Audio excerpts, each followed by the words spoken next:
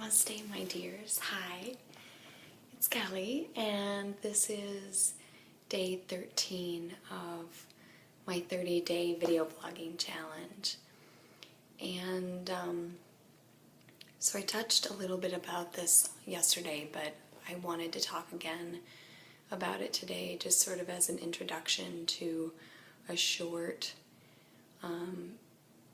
restorative sequence that I have planned for you. And that is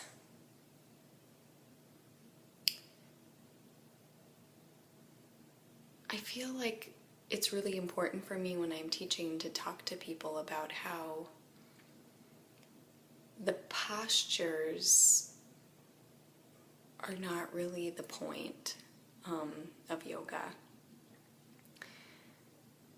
They're a tool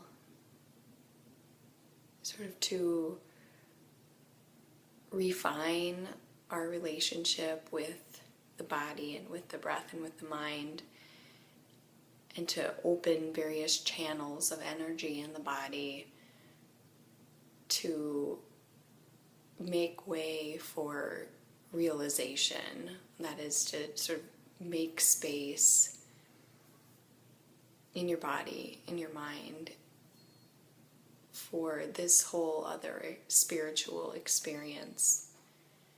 And the postures are very useful because they let you sort of in a microcosm experience, or in a controlled environment, they allow you to really experience a challenging moment and sort of get clear about what tools you have at your disposal to work through a challenging moment, so that you're not sort of really in your ego when you are faced with challenges in life, and you can approach them from a place where your most authentic, your purest, your highest self can really come through, so that when you are finished with some sort of encounter that could potentially be difficult, you walk away from it not thinking like, oh my God, what have I done? What have I said? You feel like that was challenging, but I handled it with grace, or whatever you would say in your head. That might be something that I would say. And so there, you both work through karma that you have to work through in this life.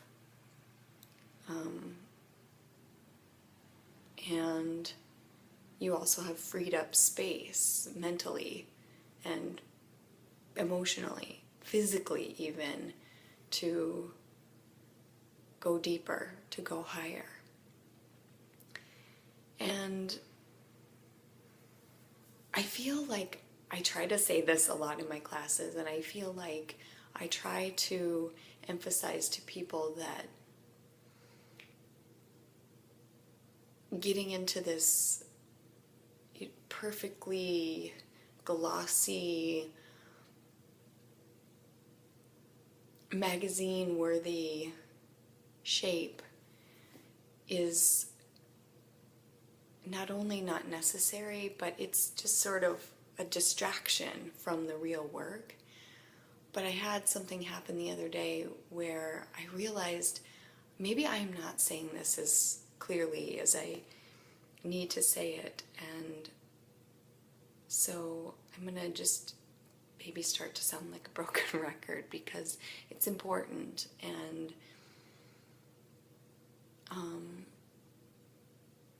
And like I was saying last night, I feel really grateful for yoga and really honored to be part of this tradition. And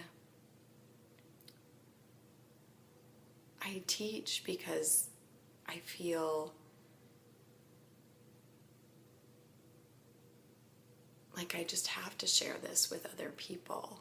Like, this has done really big things for me.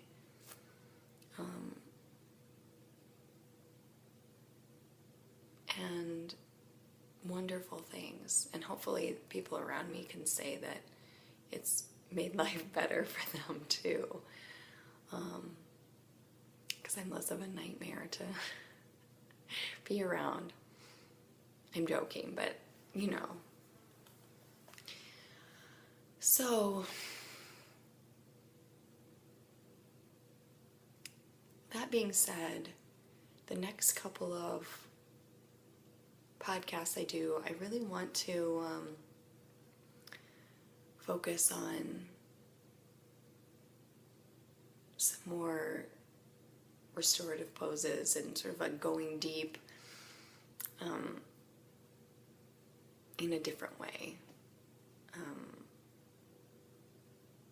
These practices might seem less demanding physically. They might seem more demanding physically. They're definitely more demanding mentally and emotionally.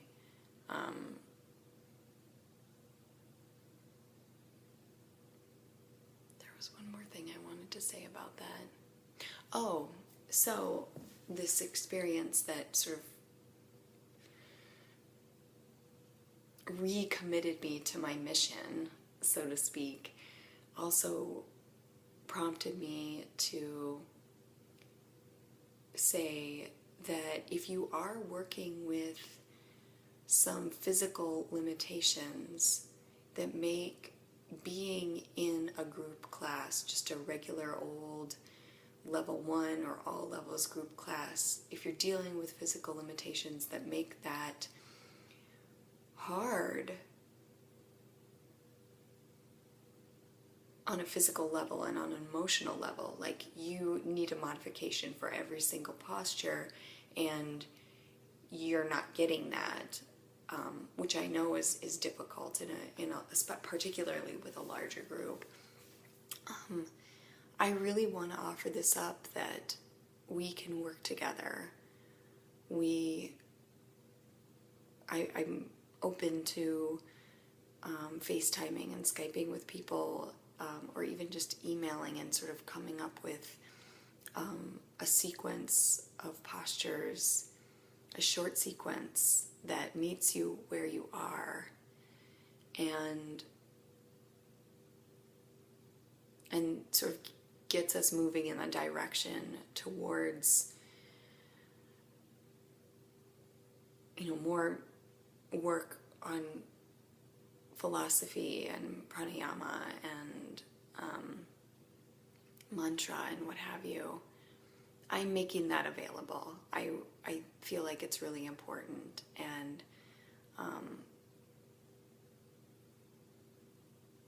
obviously Portland peeps, we can do that in person, but we can also do it via Skype or FaceTime. So that I am here for you. I hope that it is obvious that I mean that, and I think it's important, and it's important to me in my practice as a teacher. So, just putting that out there. Thanks, everybody.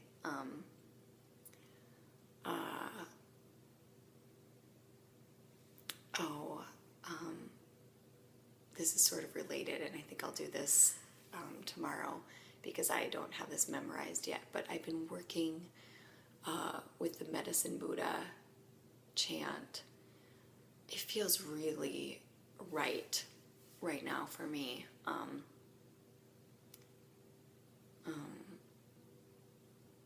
trying to remember. I have to look at a piece of paper right now when I'm doing it for the first couple of times because it's not sort of embedded in my cells yet, but there's a Bekkense, and that is very,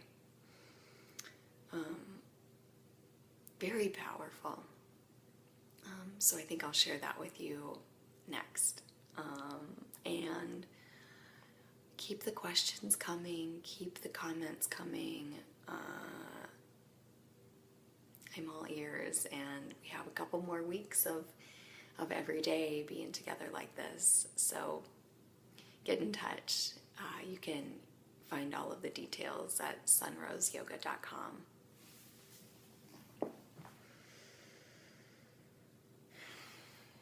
Namaste.